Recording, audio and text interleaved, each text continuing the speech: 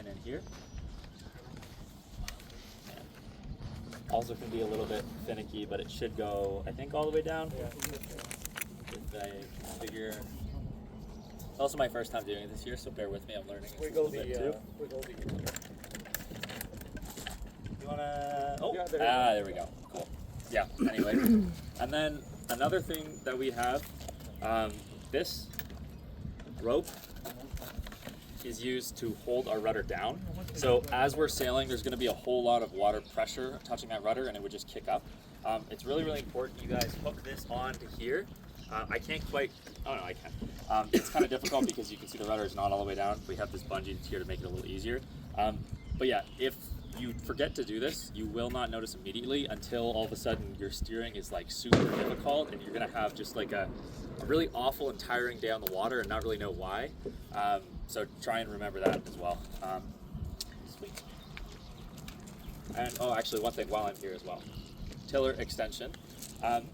Really, really important. We try and always steer from this. So we have a lovely little rubber gripped handle to remind you guys. But bottom line is, like, if I could cover every other surface in spikes and make it impossible to hold, I would. Just, it's so much better for your guys' progression and just control of the boat overall if you can get as used to as possible steering from tiller extension. Ideally, like always while you're sailing, you're going to have your arm kind of out in front of you in this really comfortable position, and all you're going to do is move your hand forward and backward, and that's going to push and pull the boat around. I don't want to ruin that rudder, so I won't do it now, but bottom line is it's just a lot easier to control the boat, fine movement-wise and all that stuff, even more so than if you're down here or down here. We want to be steering with the strong part of our arm and using our muscles there as opposed to trying to use our wrists. A lot of people tend to hold it straight up like this and try and like steer back and forth like a joystick. Kind of works. Also not the best, super tiring, and also just you don't have full control of the boat. So if there ever is a reason you need to quickly steer, it's not going to happen. But yeah, that you guys are going to understand when you start sailing why I'm so keen on that. But it's tough, and it's really not like driving a car or any other type of boat or anything else, really. So fun to get used to. But yeah, we'll take this off for now so I'm not jamming it into the rocks. And now, okay.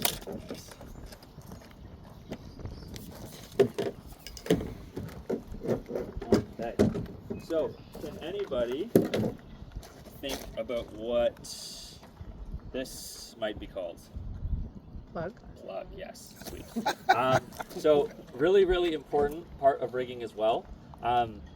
If I keep saying it's the first thing you should do, there's just gonna be a lot of first things you should do. But hopefully you have enough of a survival instinct in you.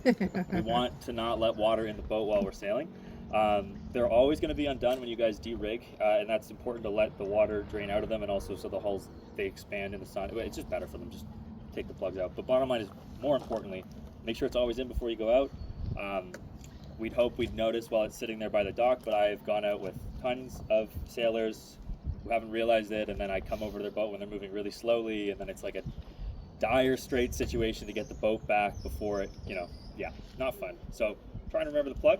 Another 2 plugs, if you guys come around to maybe file into the center area so you can look inside the boat now. These 2 plugs here, just make sure they're in as well, because they're going to stop water from kind of splashing this way. While you're sailing, if you ever get a whole pile of water in your boat though, you might be able to open these and let some of it out. Also might just fill more with water depending on where you're sitting in the boat, so play around with it. But also just another important thing, make sure your 2 plugs there are in.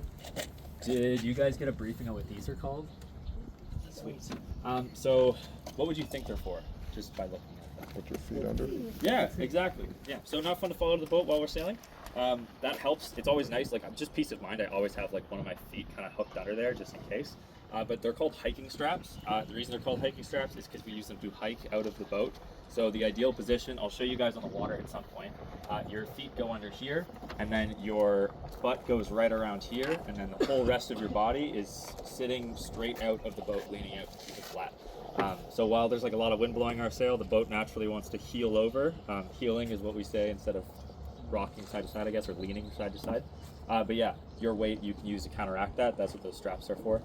Get as comfortable with those as quickly as possible, I say, because it's a really good skill to have, and it just helps with comfort as well. Just feeling like you can handle a little bit more wind than you're dealing with, always a good thing. So, yeah, cool. Let's, I guess, just do sales now, because I'm gonna start going off on like little mini tangents. Yeah, sweet. So, have you guys gone over with them about how we keep the boats and do all that stuff yet? No, okay, cool. We're gonna go over that eventually. Probably when everyone gets to rigging. Have we looked at the radar today? Is that squall still going to come through? It's all gone through. Oh, okay. Okay. Died down. It was mostly up towards Barry, So maybe, yeah. You could probably slow in the way because the waves are still coming in over the Yeah, I just mean like for rigging. I didn't want to get dumped on it yet, but we can all get rigging and rig a boat for sure. Yep. Awesome. That's fantastic. Cool. So yeah, we'll go over all that procedural stuff in terms of like specifically how we like to take care of the boats here, and there's a whole system. It's pretty sweet. But yeah, so this already, you guys notice I have a partner. Part of that's because I don't remember how to do this 100%, but more importantly, it's because it's a lot easier to do with two people. If you get here and your partner's not here, absolutely start alone. But all of this stuff will take a lot less effort and grunt work when you're with somebody, so I just recommend getting good. First step here, we're gonna find the head of our jib sail. So jib sail, the front sail, it's the smaller of the two. That's the easiest thing you should know. We're always going to put our jib up first as well. But yeah, you can find the head. There's a like pointy section, really, really skinny. That's how you know. The little tiny triangle made by our forestay and our mast, that fits right up there. So yeah, and then this shackle here, actually, yeah, we can show a little bit of what he's doing, the way it connects on. So you don't have to tie any ropes in this place, which is actually amazing. It's such a time saver, so overall it's wicked. This here, this shackle, you can see there's a little key on the one side of it, and then the pin that goes through it is also keyed. It only goes through one way, and then if you give the shackle a little bit of a squeeze with your fingers, you'll be able to turn this super easily.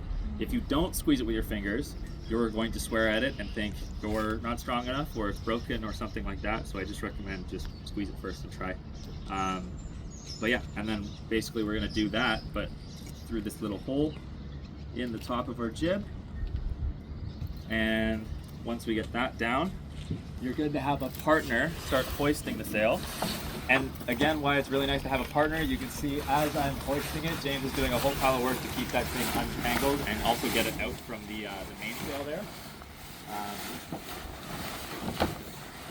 Oh, another important thing too, try and keep the sails off the ground, especially when we're over there by the gravel. Just better for them, so keeping them on the boat's always good. Same deal down here. Exactly. Shackle squeeze, 12 o'clock to 6 o'clock position. Yeah. And yeah, also really important what he just mentioned as well. Basically you want to rotate it 180 degrees. So just if you only move it like a few degrees, it could pop out or something like that. There's the right way is, like you said, 6 o'clock to 12 o'clock. So yeah, cool. And then if everybody really quick wants to scoot around this side of the boat, sorry, keep needing to move. I'm going to fish. I'm going to pull the force stage. Oh, perfect. Yeah. So we normally unlock the boom bank and the main cleat. These two things. Then you can pull the force stage up forward. And so what James is doing here, he's just putting enough tension on. Actually, I'll just tighten this so he doesn't have to hold up for so long. I want you guys to just watch what I'm doing really quick with the. Oh, actually, no, wait, really quick. Sorry, take all the tension off. I want to show them why we do this. This is a step that gets forgotten a lot. I don't want it to get forgotten. Really important for just making your boat sail the way you want it to. If I go to tighten this down as tight as I can possibly get it alone, like I'm not going to go as hard as I can, but bottom line, that's pretty tight. That was difficult. And I lock this down. Do you guys see how much flex there is in my jib here and how it's flopping around like that? If it starts to get really, really windy, the sail's going to really push over and bag up like that. Also, it allows our mast to kind of wobble around. You can see there's not a lot of tension on our shrouds. Just not ideal. We want a nice tight rig for small boats like these. So what James is doing by pulling on our forestay there, he's pulling the mast forward toward the front of the boat. So now, when I put that tension on that rope and tighten up this cleat here, you're good, James. Thank you. now what he's done, we've tightened it in that forward position, so now when the mast comes back, you can see how much more tension there is on the jib there. And so now when the sail fills with air, the wind's really pulling on it, it's not going to bag up, and our boat's just going to sail a lot better.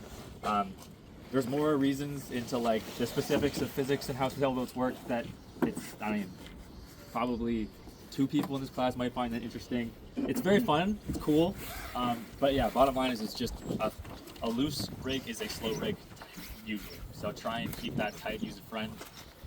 And then, I don't know if you guys saw, we're gonna see me do this like 3 more times. How many people are you familiar with, well actually first, what's this called? Do we know what this is called? Cleats. Cleats, yeah, wicked. Are you guys familiar with how to use these at all? You ever used one? No?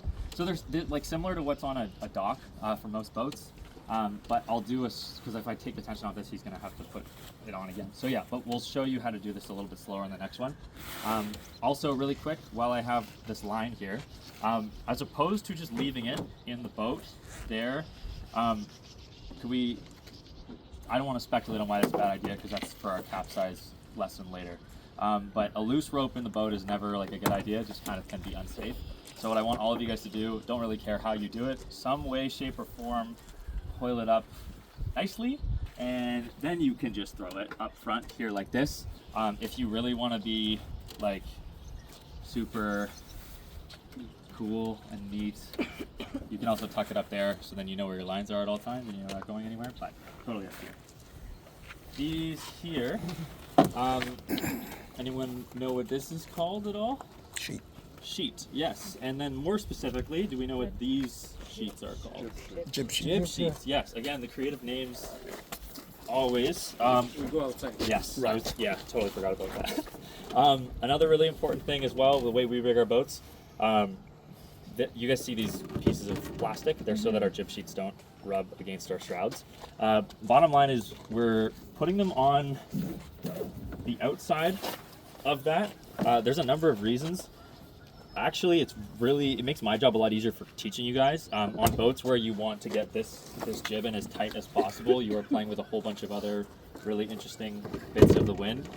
This, where the jib's out a little bit further, it's going to make your ticklers work a lot easier and the reaction's going to be a lot more immediate. Also, it's just going to keep you guys kind of out of irons. Do we know what irons is yet, by chance? Yes? Yeah. Irons being directly, yeah. Well, the one position that we can't sail in is irons, so this just keeps you further out of irons. But yeah, make sure to do it that way. Oh, I can't believe I did that with it. Brutal. So, I just tied a knot. I lied, you will have tied 2 knots, I think, I guess. Yeah, you guys can watch what James is doing. It's called a figure of 8 knot. Really good reason for that. It's a giant figure of 8 with the rope, basically. We're going to take it in our 2 hands and put one side underneath. And then once we do that, we're going to go on top with the next piece here. And then we're going to go back through the bottom of our hole. If we went through the top, it would bunch up. Whereas if we go through the bottom, it holds that figure 8 shape when we pull it tight. We're going to do not a whole day, but an hour probably on different knots that you guys need to know for Can Sail 1 and 2's curriculum. This is one of the most important ones though. It's also super useful. It's a stopper knot, and the reason we tie that here is if our jib goes crazy, it can't just pull through. If you guys ever do get to experience the lovely experience of this happening when you're on the water and then this going crazy and trying to somehow wrangle that back in, it's not fun. So just always make sure we tie them and then also pull them nice and tight as well so they're not going anywhere. But yeah, cool. And now we can move on to our mainsail. Yeah, oh, you can put on that. Yeah, do you guys want to come over on this side of the boat there? Perfect.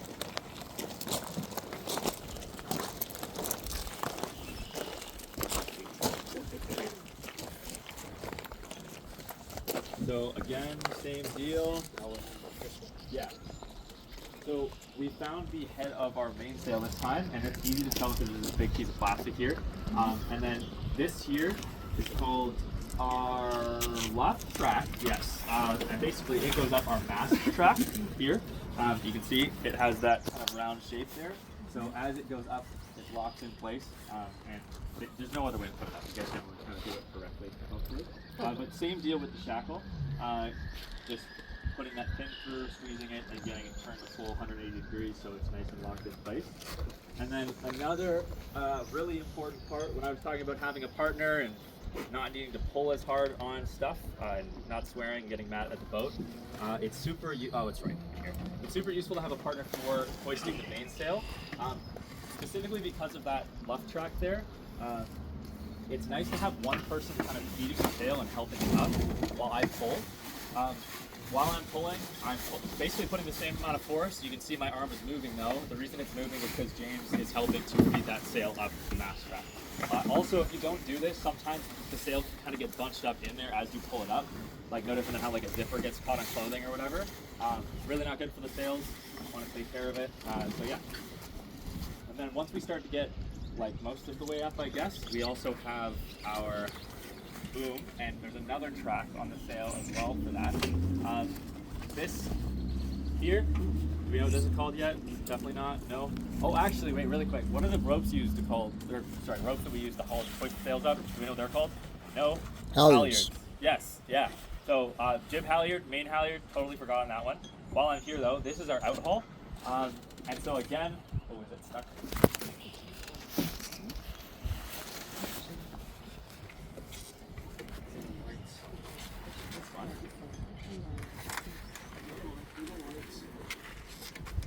There's got to be something in there. Oh, never mind. Okay, cool. Sweet. Yeah, wicked. So, one thing you guys will notice really quick, when I got stuck, I didn't just start like really hauling on it, just better on all the equipment. I used to do that, and then I got my own boat and I started breaking stuff, and that sucks. So, yeah, just you should be able to do most of it without. Stop. Oh, sorry, too far.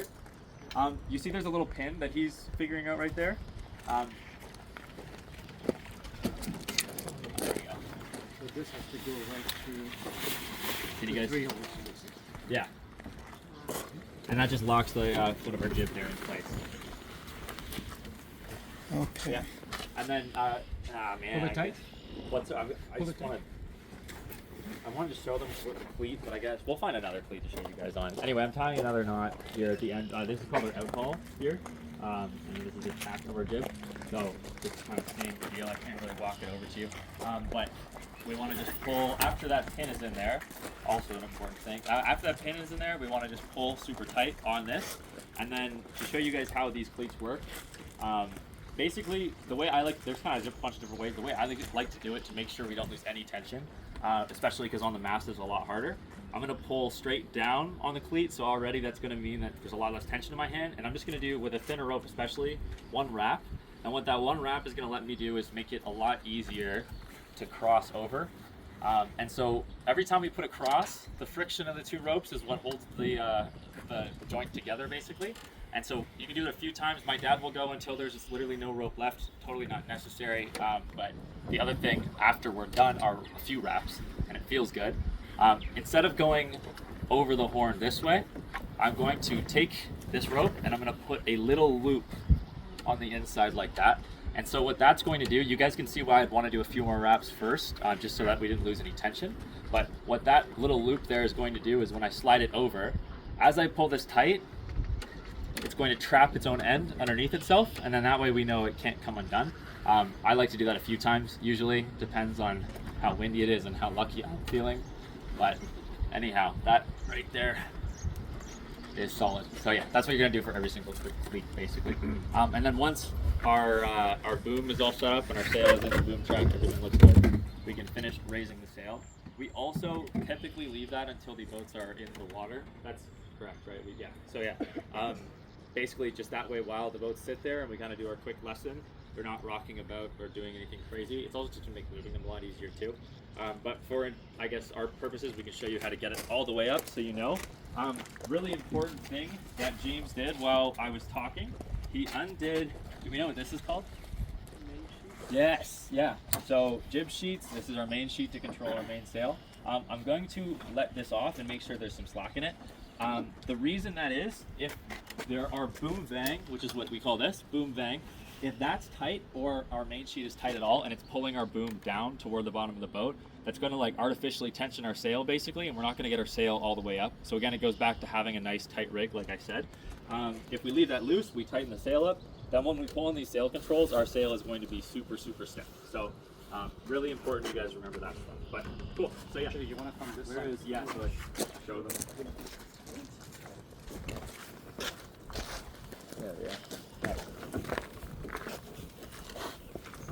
So yeah, this main sail is a little bit funky to get up really tight in the sense that you're pulling upward. It's not, I don't know, it's not natural.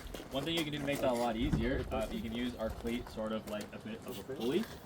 So now when I pull down onto here, I can really get that rope nice and tight. So if it would move a little bit more is a little embarrassing, but that's okay. And then same thing, I just do one wrap, and then I have my little loop I use. I'll do that again. And so now that's going absolutely nowhere, hopefully. And then same thing with this line. I'm just gonna coil it up super quick, and I mean our mast is gonna look really messy if there's a whole part. You think that's loose? Yeah, normally we do it here. Oh, you shove it? No. Yeah, we shove it through. Yeah, cool. There we go. Nice. So now as that sail gets pulled tight, it's going to really, really flatten out. And same thing is why we didn't want the jib halyard loose. It helps a lot with sail shape and all kinds of stuff. Sweet. Just while we're on the sail thing, these things have a bunch of names, of course, right? You have the head, top, the main sail. The bottom that's in the boom is called the foot, right? The bottom end here that's attached just in front of the number 7, the corner, is called a tack. The back end is called the clew. The edge in the sail, in the mast is the luff. The back edge of the curved edge of the sail is called the leech. And so all of these things have nails. That thing just above James's head, that line that he was tightening, the outhaul that pulled the sail backwards, that's called the clew outhaul, because you're tightening the clew and you're tightening that. So you won't really have to know those names per se, but you know, it's like I heard him say, you know, the head of the sail, grab the head of the sail, which is the top. Yeah. This is not a loose-footed sail, it's a sail that's connected. I don't know what you call Yeah, I it. can't remember, but exactly. Some of it's like my boat doesn't have it, my laser doesn't have it, and it's not connected. There's like a to the, gap between Right. the boom and all the tension is based off of it's a Cunningham and then Right. outhaul. So, yeah. And the same with the jib. You have a head, tack. I guess the back end is called the clew on the jib too. Yes, yeah, I guess so. I mean, close enough. So that reminds. I have a question about something. I want to ask you. I want to ask Rajan something about the sail. So what would happen if you have a sail with only 2 corners? You have no clue. Yeah. Get it? Come on, you remember that. These dad jokes are killing me, man. Isn't it great? My daughters would be all over those. You see how that's flowing with the wind, as I was showing you Monday? Yeah. It's the wind. It's parallel to the wind. James, if you bring that in, No, James, you're taking the boat. What, all the people out sailing today? No, no. Probably. Yeah, we'll see when we get everything rigged if we have time. It- But You gotta there's get them rigged anyway. We have Yeah. people to show them how to rig a boat. as I was saying on Monday, if you tighten this now, the wind is coming from here. See how it's sort of taking a bit of a shape? Not much of a shape, but it's sort of taking a shape now. That curved shape. The same with the jib. If I let this loose, then you'll just lose power and it becomes a flag. So- that's kind of what I was saying on Monday. Exactly, yeah. Like, just importantly, like you said, a lot of pressure on that sail. There's a lot of more wind up there than there is down here. Even when we're not in the boat, that needs to be always at least. Like, it can be cleated if your sail's down, but once your Curved sail's shape. up, if you're getting out of the boat for whatever reason, anything like that, always make sure that's uncleated. We call those kinds of cleats suicide cleats at the club I'm at, in the sense that they're just like automatically they get cleated while you're sailing. It's basically your throttle, your gas pedal. The only problem is if you give it too much gas in the sailboat, you can like flip over. So if you're not in the boat, we really don't want that to happen. Just be very mindful of that. One thing as well, does anybody see something that looks a little ugly about the jib right now when he goes to pull it in? You guys notice? It's hitting that jump. Yeah, there's a weird twist going on. So in our haste, we did not make sure those jib sheets were on the right side. It is really important you do that. If the clue of that jib is being twisted as you sheet in, it's definitely going to screw with your speed. But also, just again, being careful on the equipment, all that stuff is just not right. So, and it doesn't look good. I don't know. Looking good is important to me. I don't know how much it is to you guys, but I care especially when my sailboat looks nice. So, yeah. Cool. And then there was something else. Oh, yes. So when I pull in my main sheet, what that's going to do is going to pull our boom toward the boat. Give it a different angle of attack. Also, it's going to pull the boom down a little bit and get the tension of the whole sail like Rick was talking about. Give it that shape. If I were to pull on this rope right now, can anyone see anything that would stop the sail from achieving its full shape? Anything that's going to stop us from pulling tension on the sail? Like really like thin and long rope shaped. So there's a rope from the top of our mast to the end of our boom. I forgot to tell you guys this while I was hoisting the sail, but no different than like an imperative like make sure your clip is on your rudder. We call this our topping lift here, and that just keeps the boom out of the boat while we're moving it around, rigging and that kind of thing. I should not be holding this in the wind right now. No, I think that shows them a nice. Yeah. Shows them what I was saying Monday. You guys can hear the boat kind of starting to move over, so that's, yeah, just important. But anyways, this here, yeah, we call it our topping lift. It holds the boom up out of the boat. Totally unnecessary when we're on the water, and all it's going to do is screw with that sail shape that we're so particular about, like Rick was saying. So all you're going to do is just put a little bit of upward pressure on your boom. So look at the back of the sail before and after he does this. So was it connected right there? And now you can see it. So this here is called the leech of our sail, this long edge. And the way that we call it leech twist, the shape of that changes where the pressure is on our sail dramatically. If there is a lot of bag up here, what it's going to do is it's going to cause our sail to bag up a lot more at the top. And so what that means, or sorry, no, a lot more at the bottom. But what that means, bottom line, is there's going to be a bigger pocket up at the top of our sail. So effectively, the wind pushing on our boat is going to be pushing a lot higher up than it should be. And so all it's going to mean for you guys in the boat is you're going to be, getting tipped over a lot more, and things are going to feel a lot more unsteady. So another really, really important thing. Glad I got reminded of that. Because you guys, like I said, if you're sailing with it on, it's just killing speed, it's making everything worse. And then it goes onto a little lip right there. I think it'll actually reach these two on some of them. They're a little all different, but Always take it up. yeah. It's only there. If the sails are not up, the boom is going to be banging into your head. So it holds the boom up while the sails aren't. It also makes it a lot easier to rig as well, as opposed to having the boom laying in the boat. Like I've never had a small, like a dinghy with a topping lift before, and it's very, very nice to have. So yeah, it's just for rigging, and then after that we don't really want to see it very much at all. Sweet. We went over this. Do we remember what it's called?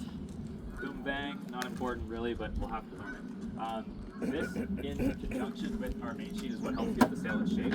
So if you guys are again paying attention to how much bag is in the sail right now, and then if I crank this down, I don't really want to go much tighter than that, but you can see now how that leech is like super flat and the sail looks super flat. We'll learn more about how we want to tighten those for different wind conditions and things, like, but the most important part is everything that we've gone over.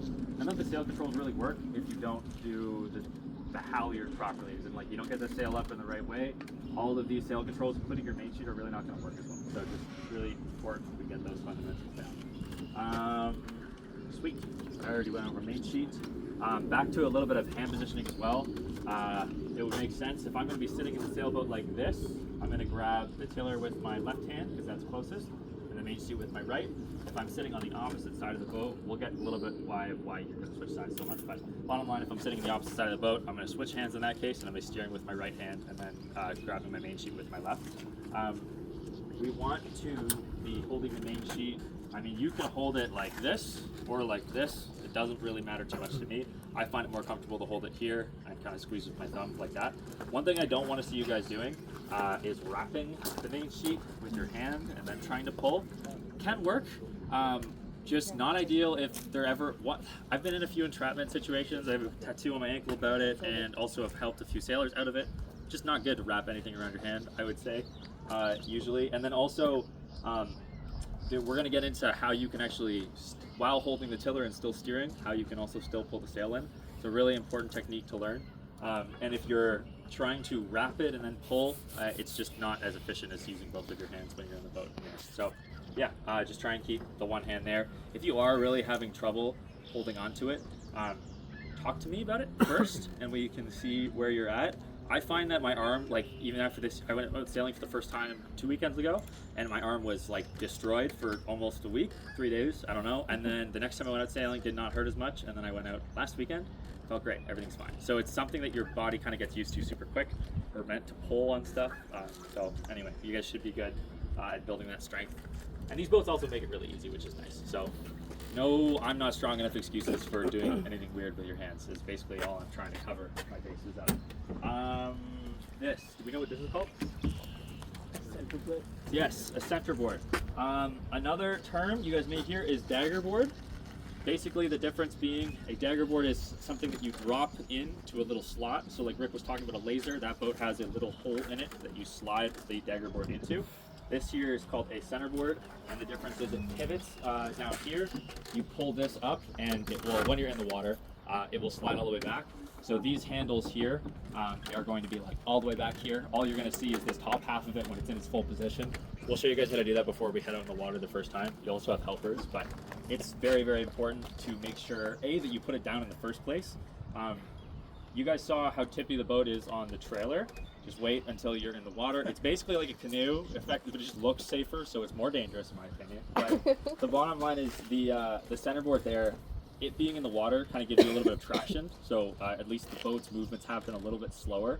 Also, the only reason our boats are really able to move forward, like go upwind, that is, like sail against the wind, is from this resistance in the water. We'll do a little bit of lessoning on it because I just love how sailboats work. I think it's cool, so I'll explain it to you guys. But bottom line is that's like imperative to our sailboat's function. So we want to make sure it's all the way down in the fully down position. And then this bungee here, you'll see, is going to go over the head of this after we put it down, just to keep it in that fully locked position.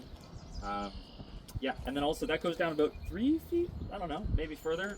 Just be wary if you're going too shallow, probably will not be good. Yeah, cool. And I guess safety items. Has anyone seen? Oh, we forgot to put this up. No, that's only in heavy. I guess, yeah. Okay, cool. Well, if you guys ever do, if you're ever going out strong wind, we put this up at the top, at the head of our sail before we hoist it up. The reason we do that is if we ever capsize, the boat will be less likely to turtle, as in flip all the way upside down where the mast is pointing straight down in the water. It's just a little bit more difficult to do with a capsize then. Yeah, just nice to remember. I honestly forget we have these every year, and then somebody throws one up on a heavy wind day, and I'm like, oh, that'd be a great idea for everybody. So if you're considering using one, talk to me, mention it to the class. It's good knowledge that everyone should have, and they're really, really useful, especially just keeping the situation nice and under control. We took the sail out of this. I don't know if you guys saw, sail bag. Sails always need to go back in the bags. Just helps protect them. This here. Anybody know what we may use this for? Yes, exactly. Super nice that we have ones with handles. I love that. But yeah, bottom line is just make sure you have one in your boat. You won't need it, hopefully, for the whole class, but if you ever do need it and you don't have it, you're going to be pissed because your hands don't really do much. So yeah, this here, I mean, they should be in every single boat ever, according to the Canadian government. So we need to have this. It's a buoyant, like, heaving line or throw line, so you can throw to another boat. Just really good. Again, if you don't need it, you won't care. But if you do need it, you're going to be really glad you had it. Paddle as well.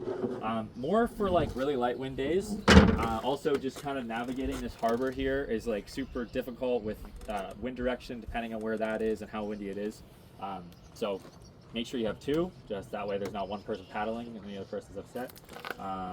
Yeah, anything missing from this package though, that if I was just, as I am right now, gonna hop out and go sailing, anything else that should be in the boat or on me? Life jacket. Yes, yeah, so non-negotiable, especially with dinghy sailing.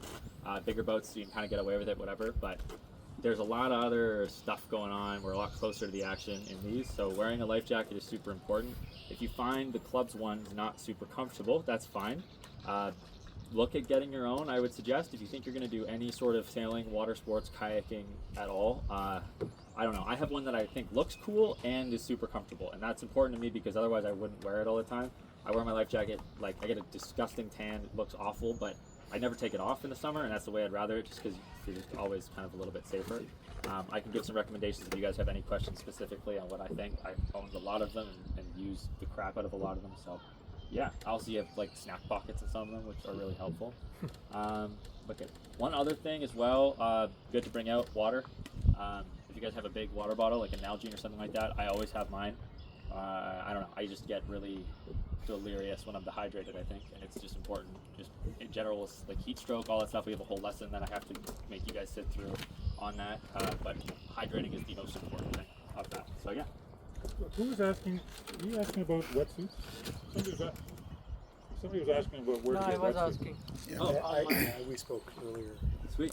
Yeah. Somebody was asking me where a good place to get a wetsuit is. I know. Country Tire, McGray. Yeah, Mech, like Mount Comet Co-op, yeah. they sell, like I just love everything Mech sells because they sell similar like department store brands, similar price ranges, but everything just seems to be like a lot higher quality. And if it's not, their like return policy with everything is just awesome. So I recommend Mech. If they're too expensive, I would just go on Amazon.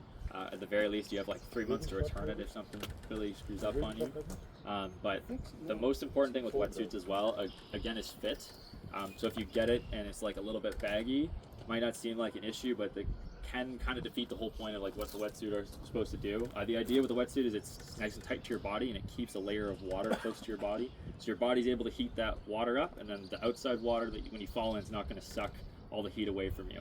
If it's baggy, that's going to let water kind of flow through it, and it's really not going to do its job.